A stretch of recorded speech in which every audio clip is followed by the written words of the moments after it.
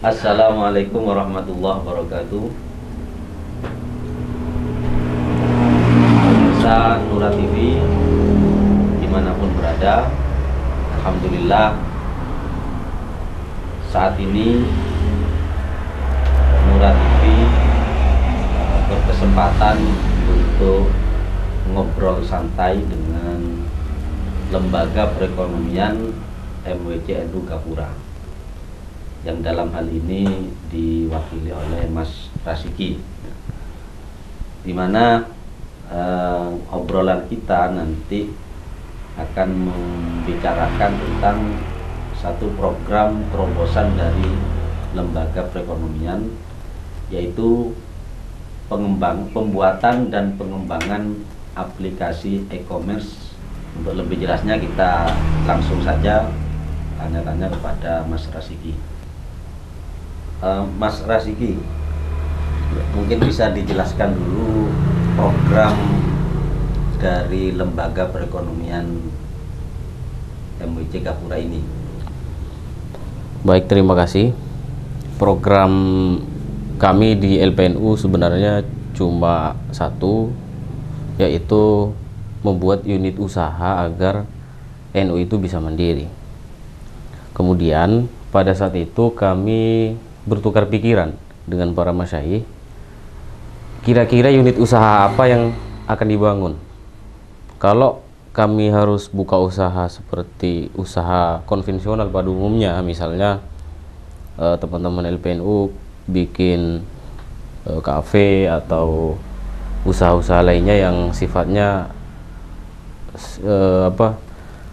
untuk dapat penghasilan secara langsung, kami menyatakan tidak siap, karena yang pertama kami punya usaha sendiri, punya kesibukan masing-masing, dan kemudian hal itu kami rasa tidak terlalu gerakan ekonominya kurang menyentuh seperti itu. Akhirnya kami ajukan sebuah program, yaitu inkubasi, di mana kami tidak terjun langsung ke usaha, tapi kami memobilisasi masyarakat yang punya usaha. Kami membimbing, kami mendidik, dan kami men-scale up usaha-usaha yang masyarakat sekitar miliki. Nah, sebenarnya panjang ceritanya. Itu berjalan berbulan-bulan, sehingga kata teman-teman yang lain, LPNU itu nggak punya program, nggak jalan. Lembaga yang paling nggak jalan adalah LPNU. Walaupun padahal kami diam-diam terus komunikasi, terus bergerak. Nah, ini ceritanya.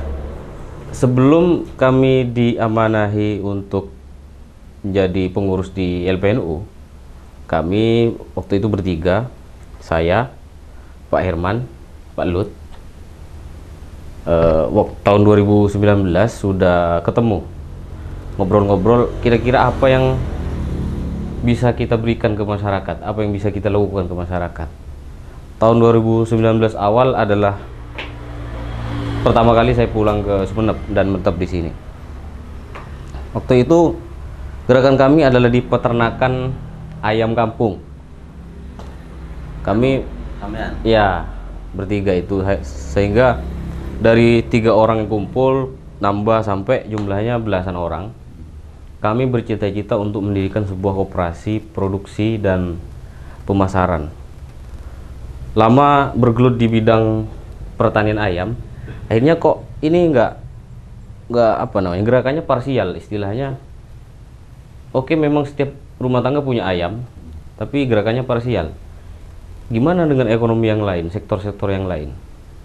Memang ide kami itu menurut sebagian orang itu sesuatu yang terlalu jauh, tapi memang ya itu yang harus dilakukan sebenarnya. Harus bermimpi dulu. Harus bermimpi dulu.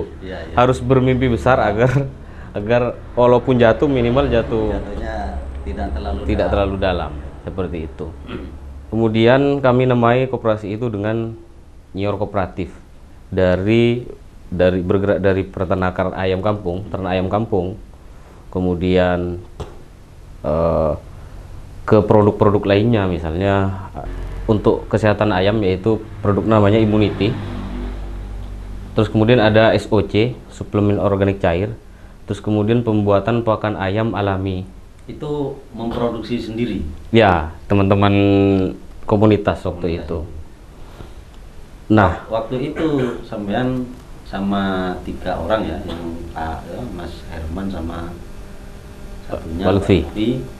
Itu waktu itu belum bergabung dengan belum.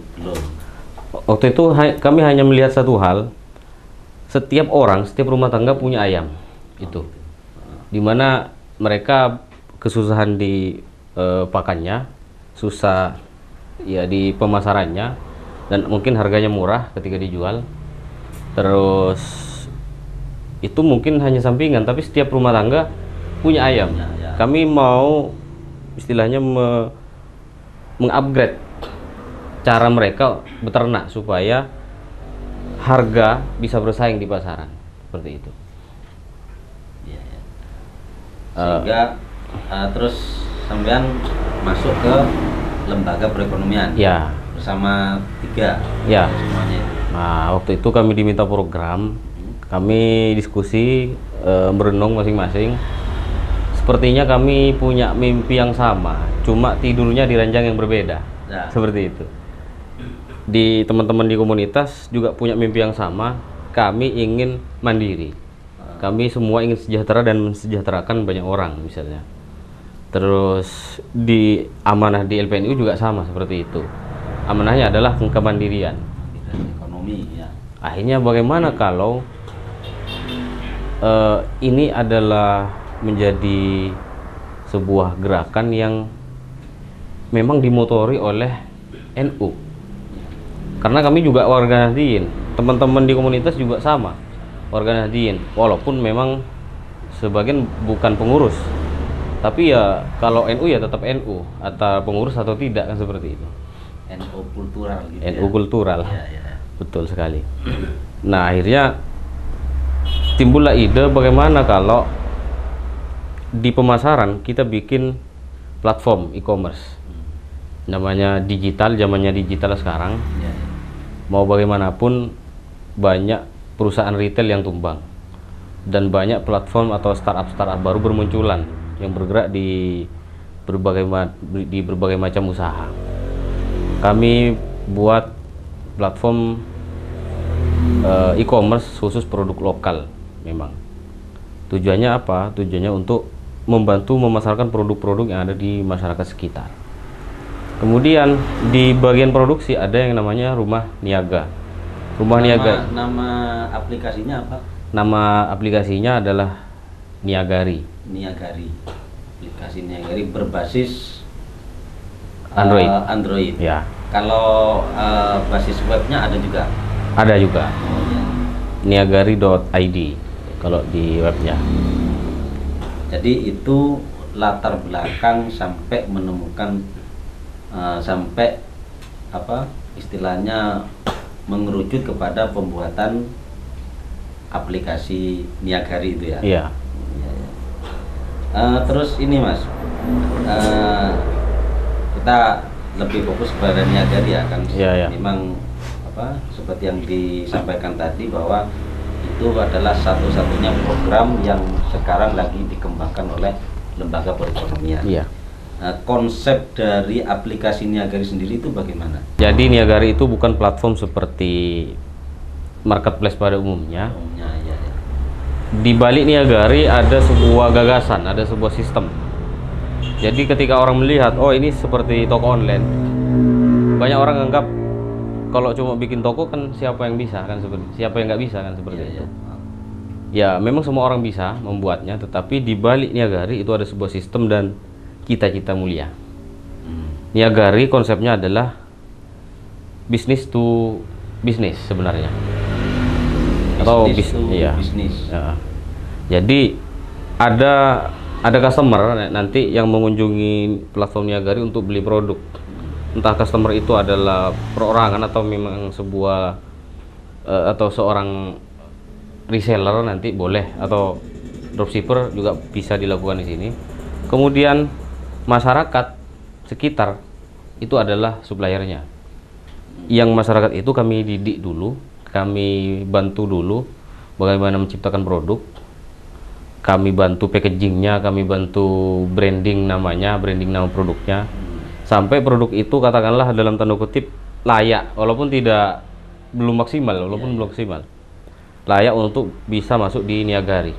Jadi gampangnya tidak hanya membuat aplikasi itu saja, tapi di belakang itu ada pendampingan. Ya, betul. Kepada calon penjual atau mungkin juga calon pembeli.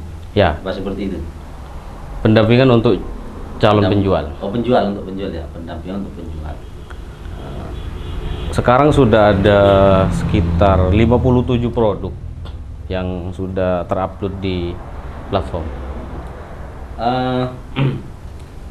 Itu tim kreatornya siapa saja, Mas? Ya, Apa dari anggota lembaga perekonomian saja, atau ada dari pihak lain, atau dari komunitas bagaimana? dari anggota LPNU. Saya sendiri yang memang menangani Niagari itu. Jadi murni memang itu hasil dari dari lembaga perekonomian MWC Gapura gitu ya? Ya, betul. Oke. Mas Sigi, untuk aplikasi Niagari ini dari awal pembuatan sampai di upload atau dimasukkan di Play Store dan bisa diunduh, itu butuh berapa lama? Prosesnya mungkin ke sekarang sudah 7 bulanan. 7 bulanan. Ya, sejak baru dibuat. Dan kami ya sampai saat ini memang belum dapat penghasilan dari situ. Iya. Sebagai sebagai lembaga itu. Tetapi alhamdulillah kami sudah cukup membantu teman-teman yang bergabung menjadi supplier atau pelapak istilahnya di Niagari. Kami mungkin ada belasan orang yang sudah punya produk dan sudah menjualkan produknya sudah berjalan sampai sekarang. Iya. Itu ya.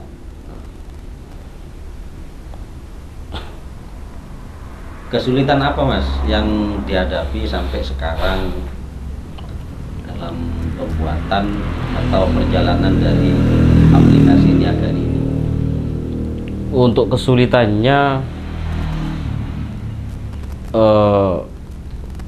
banyak hal sih sebenarnya, banyak kendala. Iya. Kalau kendala modal mungkin iya, kami keluar uang dari pribadi, termasuk bukan cuma saya, dari teman-teman yang bergabung di komunitas itu, yang insya Allah nanti akan jadi koperasi, katakanlah anggota koperasi. Iya. Modalnya dari situ sudah mungkin, ya memang kami keluar uang dari kantong sendiri. Terus kendala yang kedua adalah bagaimana bersaing dengan marketplace besar yang ada di Indonesia. Iya. Itu. Tapi insya Allah dengan 90 juta anggota NU, kira-kira kan mampu kita bersaing.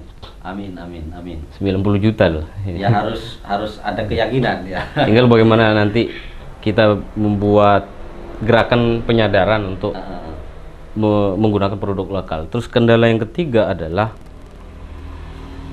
untuk mensosialisasikan atau mensinergikan, mengkoneksikan pemikiran kami atau gagasan kami dengan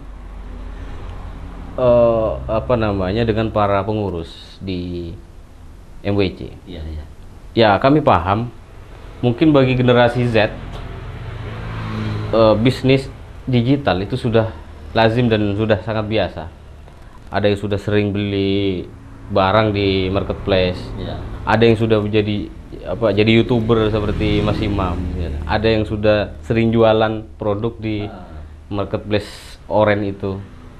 Ya, atau marketplace merah. Yang sudah itu biasa. Ya. Tapi bagi generasi kolonial, kan ini generasi milenial, generasi Y sama Z, generasi bapak-bapak kita gitu ya, itu nggak paham.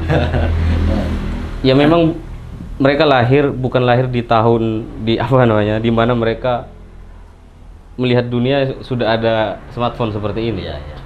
Beda. Jadi gimana sih, banyak yang nggak paham, tapi kami hanya minta izin dan minta doa restu. Insya Allah kami tetap akan lakukan gerakan ini. Demi apa? Yang penting tujuannya mulia, kan seperti itu. Ya, betul, betul. Untuk membantu masyarakat. Kalau dilihat dari ini, sudah saya di HP saya sendiri itu Ya. sudah nginstal, tapi belum nyoba untuk, ya hanya sekilas lihat-lihat saja. Apa perbedaan atau keunggulan dari aplikasi Niagari ini dengan aplikasi e-commerce lainnya, sehingga dari LP, dari lembaga perekonomian ini ada keyakinan, ada semangat bahwa aplikasi ini nanti akan menyaingi aplikasi e-commerce lainnya. Niagari memiliki keunggulan secara fitur, sudah bisa top up, ada dompet niaga namanya. Sudah bisa top up dari berbagai channel pembayaran. Terus kemudian teman-teman yang nggak punya produk juga bisa jadi reseller atau dropship. Dan teman-teman yang punya produk, kami akan bantu untuk memasarkan di Niagari. Dan tentunya bagi para customer Niagari, keunggulan Niagari adalah produk itu langsung dari masyarakat. Seperti itu. Jadi mengangkat produk lokal ya. Ya. Karena lokal is beautiful. Nah, apa itu? Lokal itu cantik. Oh iya, seperti iya, itu. iya, iya. Lokal is beautiful. Ya, kita harus mulai dari diri kita sendiri, bahwasanya sesuatu yang lokal, sesuatu yang alami itu akan semakin dicari banyak orang. Mungkin di sini belum tradisi ke situ. Iya, iya. Tapi kita lihat banyak orang sudah mulai suka konsumsi herbal, sudah suka cari hal-hal yang klasik. Bahkan fashion juga mulai cari hal-hal yang klasik seperti itu. Mas Radiki, tadi kita menyebut untuk memasarkan produk lokal gitu ya. Apakah nanti ketika ada customer yang masuk di aplikasi Niagari menjadi member lah, terus dia jadi pelapak, apakah boleh untuk menjual produk-produk yang bukan lokal tapi produk pada umumnya kita dijual atau dipasarkan di Niagari, atau bagaimana? Kami hanya menerima produk lokal. Gitu. Apa nanti ada sistem filter otomatis atau bagaimana? Ada, nanti ada syarat-syarat, karena setiap pelapak atau setiap supplier kami terjun langsung, kami lihat langsung bagaimana proses produksinya Sebelum ya, diterima di ya. Bahkan kami bantu packagingnya. Oh gitu. Jadi misalnya ini anggaplah saya daftar jadi member Niagari, terus saya akan menjual. Ya. Nah, itu bagaimana langkah dari tim Niagari? Untuk menjadi supplier harus melalui rumah niaga. Rumah niaga itu semacam bisnis inkubator. Semacam bisnis inkubator yang memang ditangani oleh koordinator masing-masing. Iya, iya. Ada nanti Pak Herman yang menangani itu untuk rumah niaga. Jadi segala macam urusan bagaimana produksinya sampai produk itu bisa tayang di Niagari itu nanti melalui rumah niaga. Mungkin untuk lebih jelasnya kita nanti ada sesi di lain waktu Ya. yang secara khusus menjelaskan tata cara atau sistem kerja dari aplikasi Niagari, mungkin seperti itu. Ya. Kembali ke pembahasan, apa planning ke depan dari tim kreator aplikasi Niagari atau dari lembaga perekonomian masalah ini? Karena ini adalah program jangka panjang, Ya. jadi masih banyak hal yang perlu kami perbaiki, mulai dari manajemen yang ada di dalamnya, terus kemudian dari sisi platformnya yang masih harus terus diperbaiki, terus kemudian kami juga harus sosialisasi dan mengkampanyekan ini agar banyak orang paham, khususnya warga Nahdien paham bahwa mulai sekarang kita harus ganti atau shifting dari menggunakan produk non lokal ke produk lokal yang ada dulu. Kalau HP misalnya kan masih impor dari Cina, nggak apa-apa pakai produknya Cina dulu kan, seperti itu. Tapi kalau sudah ada yang di lokal, mari kita gunakan. Nah, seperti itu. Karena ada pepatah, mereka jualan untuk bertahan hidup, bukan untuk bermewah-mewahan. Nah, ya. Apalagi bisa dikatakan warga Nahdien itu secara umum masih dari menengah ke bawah. Ya, betul. Masih menengah ke bawah. Ini juga selaras dengan semangat atau spirit Kiai Haji Hasyim Asy'ari dulu. Ya. Di waktu itu kan ada Nahdlatul Tujar. Kami mengkaji Nahdlatul Tujar sebelum lahir Niagari. Kami mencoba memasukkan semangat itu ke dalam jiwa kami untuk berjuang di bidang ekonomi. Sampai sekarang pun saya memang nggak terjun di dunia pendidikan, walaupun ditawari untuk ngajar misalnya di lembaga, memang fokus di ekonomi. Ya siang malam ngurusi tahap terus mengembangkan banyak hal yang, dan memang perlu dukungan banyak orang, perlu dukungan lembaga-lembaga yang lain, khususnya doa dari para masyayikh. Oke. Harapannya mungkin untuk pengurus MWC dan warga Nahdien secara umum apa? Semua pihak harus betul-betul sadar bahwa yang kita perjuangkan adalah produk lokal. Yang kita perjuangkan adalah Nahdien itu sendiri, seperti itu. Jadi semua pihak harus juga saling menjadi brand ambasadornya lah, seperti itu. Brand ambasadornya. Kalau misalnya dia punya WA, coba di-share di WA-nya, promosikan. Kalau punya Facebook, share di Facebooknya. Apapun misalnya, kalau ketemu dengan orang yang dia butuh dan butuh produk dan barangnya ada di platform Niagari, coba rekomendasikan untuk belanja di sini. Ya itu memang cara-cara yang harus dilakukan. Termasuk selain kami juga harus memaksimalkan di pemasaran digital. Ya. Baiklah Mas Raziki, terima kasih atas kesempatannya dalam ngobrol santai ini, dan semoga apa yang dicita-citakan sesuai dengan yang disampaikan tadi, konsepnya adalah Nahdlatul Tujar yang sudah didirikan oleh spiritnya dari Nahdlatul Tujar, ingin mengangkat perekonomian warga Nahdien. Terima kasih pemirsa, demikian obrolan santai kami dengan Lembaga Perekonomian Majelis Wakil Cabang Nahdlatul Ulama Gapura. Di lain kesempatan akan kita sambung dengan obrolan lain, tentunya dengan lembaga perekonomian dan juga lembaga-lembaga yang lain. Terima kasih. Wassalamualaikum warahmatullahi wabarakatuh.